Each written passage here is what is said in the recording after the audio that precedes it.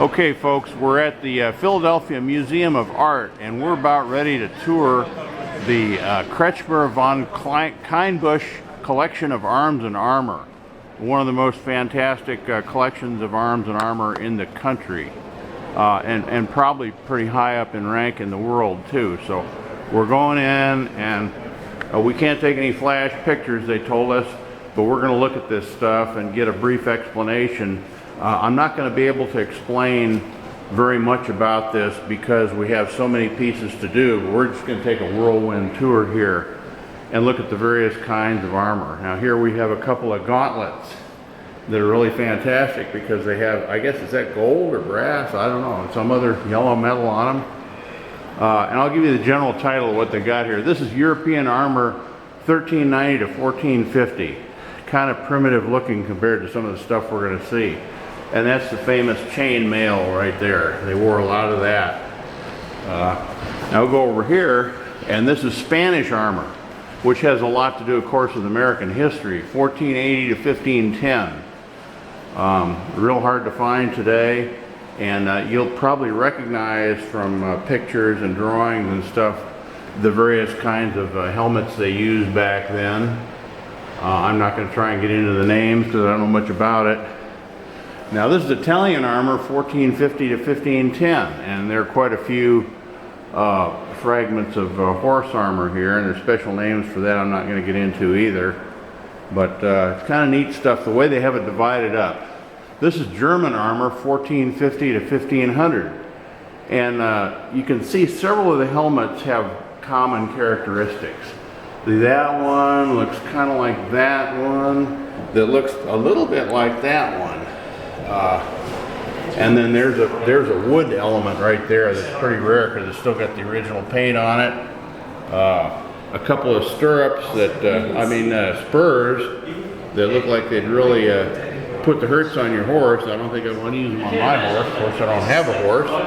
Of course, I don't have a horse.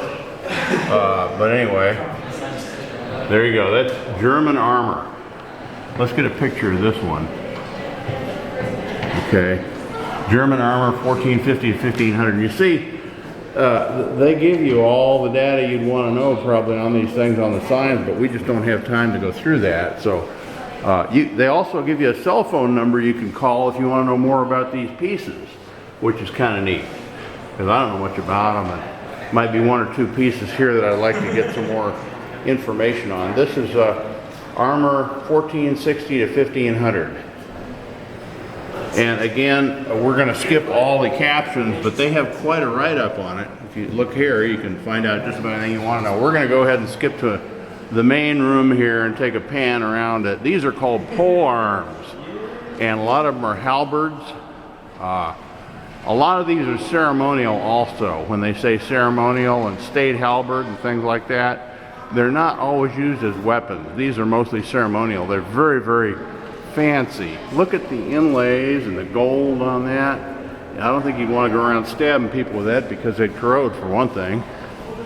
Now these are more weapons. They're called bills and other pole arms for war, 1400, 1681. These things are much plainer and usually sharper, and they really put the hurts on you, okay?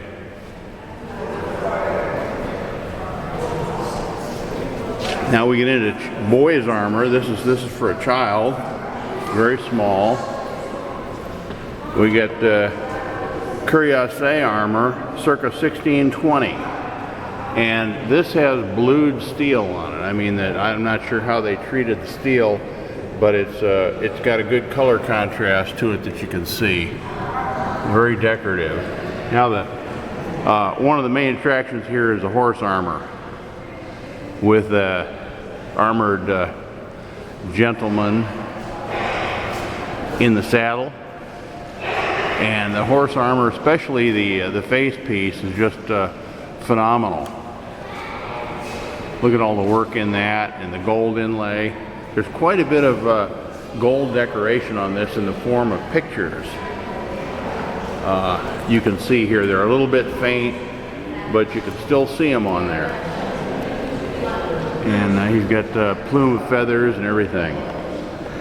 And then, of course, they have all the explanation down here, which we don't have time to go for. But that's a man armor for use in the field, what's on it. Here's another very fancy piece. Parts of an armored garniture, including chauffron, which I guess is the headpiece for a horse. That's what that is. It's very fancy, all fluted. Just imagine the work involved in that. Not only the hammering of the steel, but the engraving and everything. It looks like years of work from a few skilled artisans to me, but I never made it. Now here you got some very specialized horse armor, so we're just going to take a quick look at it. This is called open work, and I just find this spectacular, these pieces of open work horse armor. Muzzles, actually, is what they are. These are 3 muzzles, horse muzzles. Then there's another headpiece with a spike in it like a unicorn. Here we go over, we've got more parts of armored garniture, etc. This one has some colorful cloth on it. I don't know exactly what you call that. We'll take a look. This has a whole bunch of gold inlay on it. And the condition of this piece is really spectacular. It doesn't have a rust pit or anything in it. Not a dent, nothing. It looks like it's etched, and it has gold inlay, and there's the accompanying horse armor. And here we go, parts of an armor. We'll just take a quick look at that. Let's see what else they have. More pole arms. We've got a terrible reflection here I have to apologize for, but we'll see if we can move around a little bit. And now all around the upper works here, they have more armor and wooden shields that are really just pretty spectacular. So I guess we'll just take a quick tour around there and look at the big broadswords and the things they have. There are some jousting lances up there, original long wooden jousting lances. And I'm not sure what that huge halberd is.